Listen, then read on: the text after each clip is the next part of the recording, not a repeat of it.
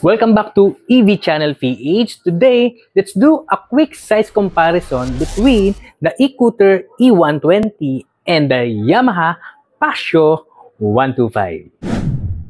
Well, the e-scooter is longer at 1,960mm versus 1,820mm ng Passion. So, giving you more road presence and stability pagdating sa daan. It's also wider yung E120 na merong 750mm compared to 685mm ng Passion. So, kaya mas solid si E120 and spacious na rin. So, again, for the height, pareho silang merong 1,125mm si e-scooter at si Yamaha Passion.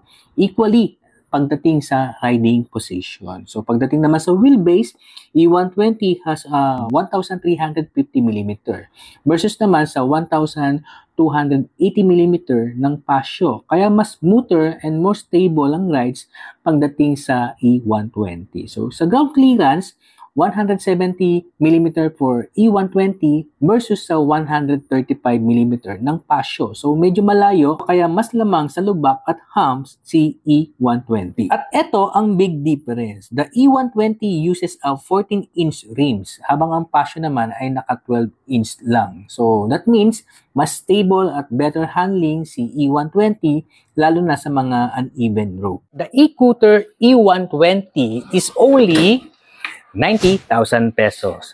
So, book a test drive and get a special discount through EV Channel PH. Stay charged, drive electric.